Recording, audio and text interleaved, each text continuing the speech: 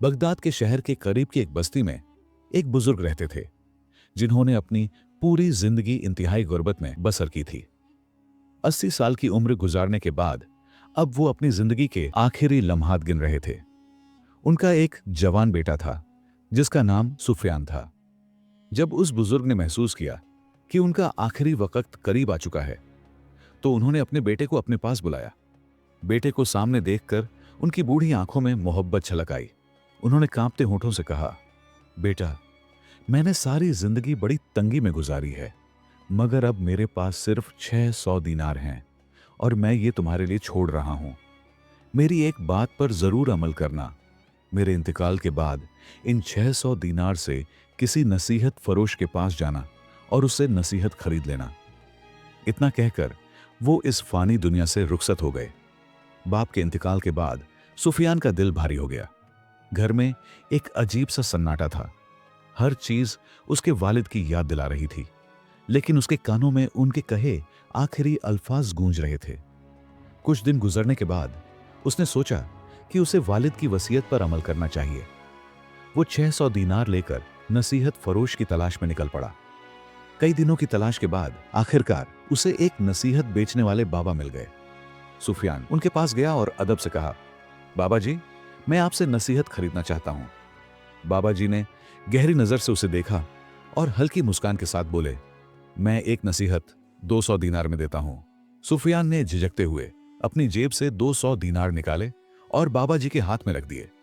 बाबा जी ने थोड़ी देर उसकी तरफ देखा, फिर बोले, जब भी सर्दियों के मौसम में आसमान पर बादल देखो तो घर से बाहर मत जाना। इतना कहकर वो खामोश हो गए। सुफियान ने मन में सोचा, 200 दीनार में बस इतनी सी बात। लेकिन फिर उससे अपने वालिद की कही हुई बात याद आई। उसने सोचा कि शायद अगली नसीहत ज्यादा कीमती हो।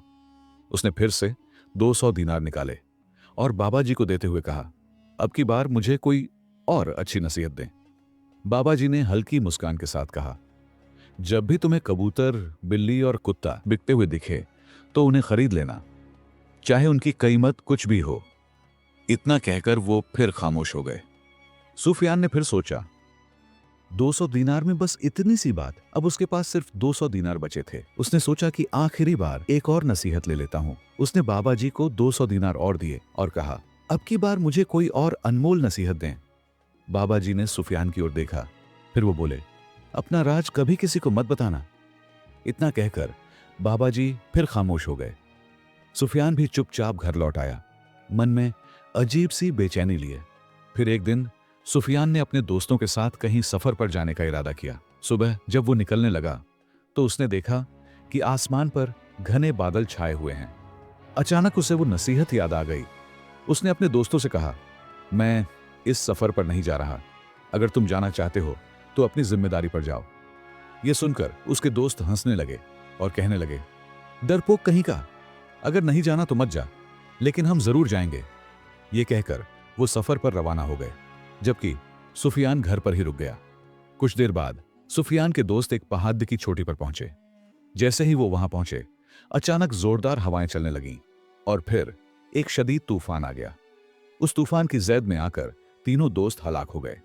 अगली सुबह जब सुफियान जागा और घर से बाहर निकला तो उसने देखा कि धूप चमक रही है, ठंडी हवाएं चल रही हैं और मौसम निहायत खुशगवार है। उसने सोचा कि अब सफर पर जाना मुनासिब होगा। चूंकि वो रवाना हो गया, जब वो रास्ते में पहुंचा तो उसने देखा कि उसके तीनों दोस्तों की लाशें वहीं पड़ी हैं और उनके साथ 100 दीनार की थैलियां भी मौजूद हैं। सुफियान ने वो दीनार की थैलियां उठाईं और अपने सफर पर आगे बढ़ गया। कुछ दिन बाद बाजार में उसकी नजर एक आदमी पर पड़ी जो एक बिल्ली, एक कबूतर और एक कुत्ता बेच रहा था। सुफियान उसके पास गया और पूछा, ये तीनों कितने के हैं? उस आदमी ने कहा, ये तीनों मैं 200 दीनार में दूंगा, न इससे कम न ज्यादा। यह सुनकर बाजार में मौजूद लोग हंसने लगे और कहने लगे, कौन 200 दीनार में एक कुत्ता, बिल्ली और कबूतर खरीदेगा? इसीलिए तो कोई इन्हें नहीं ले रहा। सुफियान ने जब यह सुना तो फौरन आगे बढ़ा, उस आदमी को 200 दीनार दिए और वो तीनों जानवर खरीद लिए। फिर वो उन्हें लेकर घर वापस आ गया।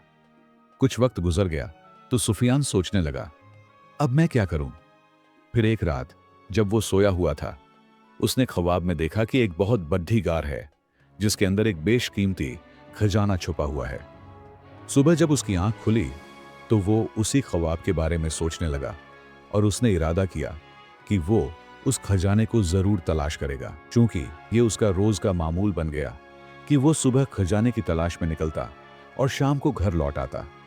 वो अपने साथ तीर और कमान भी रखता ताकि शिकार कर सके और अपने साथ साथ अपने जानवरों के लिए भी खाने का इंतजाम कर सके। इसी तरह खजाने की तलाश में एक तवील मुद्दत गुजर गई। जब खजाना ना मिला तो थक हार कर वो घर में बैठ गया।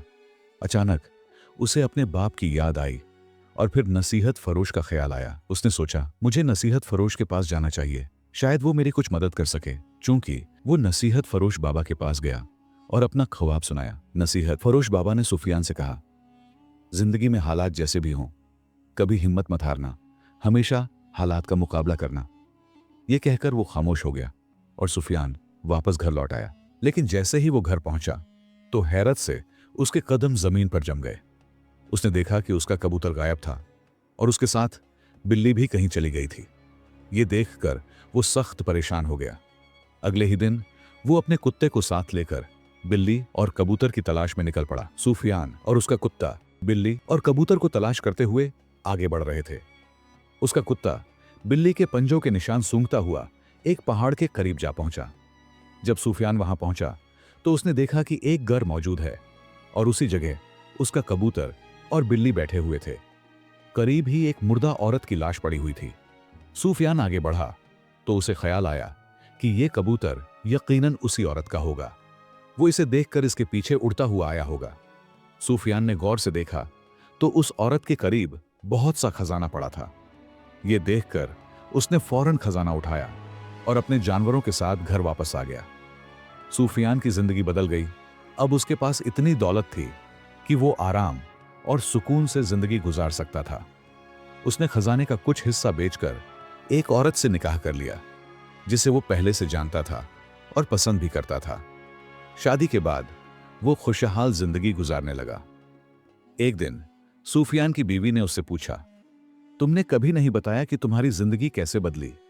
सुफियान को नसीहत फरोश की नसीहतें याद तो थीं कि अपना राज किसी को मत बताना, लेकिन वो खुद को कब तक रोक सकता था। आखिरकार उसने सोचा, ये मेरी बीवी ही तो है, अगर मैंने बता भी दिया तो क्या ही हो जाएगा। ये सोचकर उसने अपना सारा राज अपनी बीवी को बता दिया। उसी गांव में एक चालाक और ठग बुढ़िया भी रहती थी जिसे इस खजाने का इल्म हो चुका था।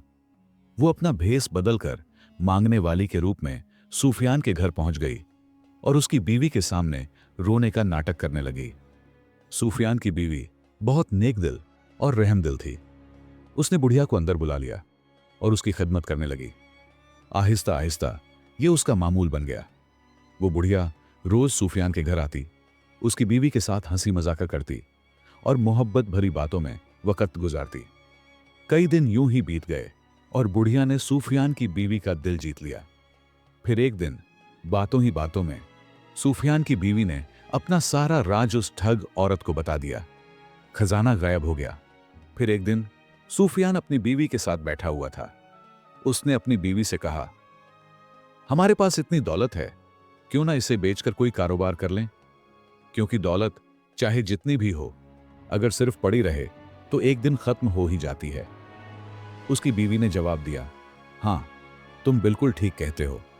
यह कहकर दोनों खजाना देखने के लिए कमरे की तरफ जाने लगे, मगर जैसे ही अंदर पहुंचे उनके पैरों तले जमीन निकल गई। खजाने का संदूक अपनी जगह से गायब था। यह मंजर देखकर सुफियान सर पकड़कर बैठ गया और बीवी से पूछा, क्या कोई अजनबी औरत हमारे घर आई थी? सुफियान की बीवी ने सारा वाकया सुना दिया। यह सुनकर सुफियान को अपनी गलती का एहसास हुआ, मगर साथ ही उसे नसीहत फरोश की वो बात याद आई, जिंदगी में हालात जैसे भी हों, कभी हिम्मत ना हारना और हालात का डटकर मुकाबला करना। फिर सुफियान ने सोचा, अगर मैं नसीहत फरोश की आखिरी नसीहत पर अमल करता तो मेरे साथ ये सब कभी ना होता। उसी लम्हे उसे अपने बाप की बात याद आई जिसने कहा था, नसीहत दौलत से ज्यादा कीमती होती है। सुफियान ने खुद से एक वादा किया कि वो अपनी जिंदगी मेहनत और बड़ों की नसीहतों पर अमल करके गुजारेगा। दोस्तों, उम्मीद करता हूं कि आपको यह कहानी पसंद आई होगी और इससे कुछ ना कुछ सीखने को भी मिला होगा। अगर इस कहानी ने आपके दिल को छुआ हो या आपको अच्छी लगी हो तो इसे लाइक जरूर करें। अपनी कीमती राय का इजहार करें ताकि हमें आपकी मोहब्बत और सपोर्ट का एहसास हो। आपकी मोहब्बत और हौसला अफजाई ही हमारी सबसे बड़ी ताकत है। मिलते हैं एक और खूबसूरत कहानी के साथ। तब तक अपना ख्याल रखें।